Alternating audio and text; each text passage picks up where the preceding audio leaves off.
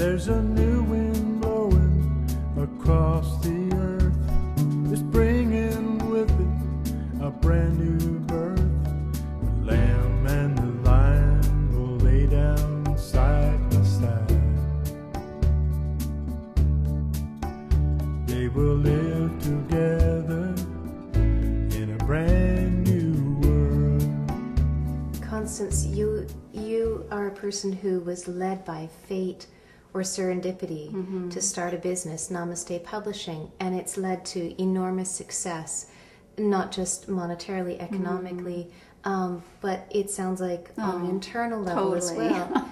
Do you see this as a movement that people in industries elsewhere are making, in television, internet producers? Do you see this as a new vision for business? That is my prayer. Beyond that, I see it as inevitable. I see it as the next step in the expression of the evolution of human consciousness, that we use all forms of communications to be vehicles for the expression of the new consciousness, which is emerging in ourselves. We are the new consciousness sitting here. We are the evolution of the species. So to bring programming that is heart-based, comes from beyond the mind, but uses all we have, words and music and visual effects and all of that, to help express the new consciousness that's pressing to emerge on the planet. I think it's inevitable. I think it's inevitable because I believe we're going to make the leap. When you talk about this evolutionary leap, this shift in human consciousness, you discuss it as a very connected experience, but we have typically thought of evolution or spiritual consciousness as a very private matter. Can you speak a little bit about that, about the role of media in a very connected evolution? Well, media is still based on competition and on the bottom line. And if it's going to be continued to be driven by those two factors, we're not going to move. So changes in the media will come from enlightened leadership. Just as when I was a consultant, the changes that took place within organizations, no matter if we brought in a strategic plan, great strategic plan, a wonderful performance management system, we spent weeks team building, you go on and on. The organizations that changed, that became more loving, that became healthier, and the bottom line, it was just a fruit of that. Just as our work, the abundance, the financial abundance, it's just a fruit. It's a side effect, one of the many side effects that you're going to need. So in these organizations, the ones that I saw shift, and there was some permanent change, because you can go in and you can do all this stuff and you leave and did I do anything? Was I, why did they pay me? Nothing happened. Same old, same old. But the ones where they did shift, it was because they had enlightened leadership.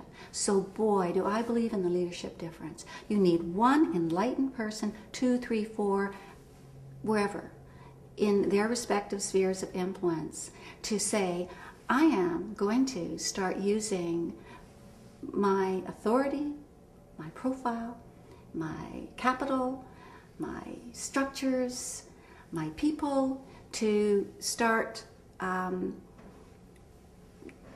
doing conscious work, whether it's building a home, whether it's putting on a television program, whether it's putting a book out, whether it's teaching other teachers how to be more present with children, who knows? So wherever you are, it's really the individuals who are using their position and their respective spheres of influence intentionally to be a vehicle through which consciousness can express and help the species thereby evolve to a higher order.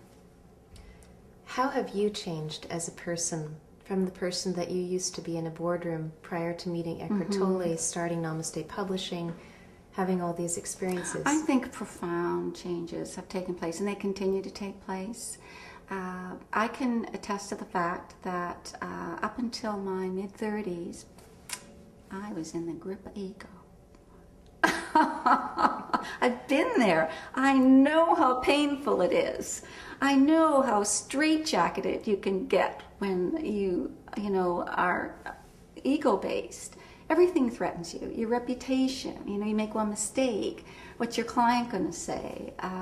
Somebody looks at you the wrong way. Oh, what did I do wrong? Anxiety. Where does that come from? Stress. Where does that come from? Having to defend this concept of yourself, this little self. Energy and the pain that goes along with that. So I was there, and I was in that generation where women, were given an opportunity. And I felt, oh boy, I'm going to show the world. I am woman, here I come. Can you hear me roar?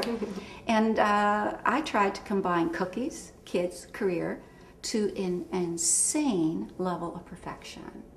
Did my children suffer? Yeah. Was I a conscious parent? Not very. I look at my daughter now, who has a child and is expecting her second. My God, what a conscious parent. And I did the best I could where I was. So, I have grown continuously. I know what it's like to be in the grip of the ego. I know what it's like to be breaking free of it. And I know what it's like to be hopefully almost free of it. So liberating. The person that you're describing yourself as being wrapped up in the ego seems so strikingly different from who you are today, Constance. You are a very happy, enthusiastic, joyful, and seemingly confident person. Yeah. You must have doubts. Do you have days where you wonder what you're doing? Why did I do this? No, never. I don't think I've ever looked back, ever had a doubt. As a matter of fact, I'm fearless. I'm actually fearless. The only thing that concerns me is the body. Do I have enough energy? Is my nervous system strong enough to step up? It's more that. So I really, really have to work at generous self-care, because I'm here to serve. I'll step up, and there's no fear in that. No fear at all. Whereas before, I would have been worrying, I would have studied, I would have made sure I wasn't going to make a mistake. And oh God, to be free of that cloak it's a liberation. It's a whole new life.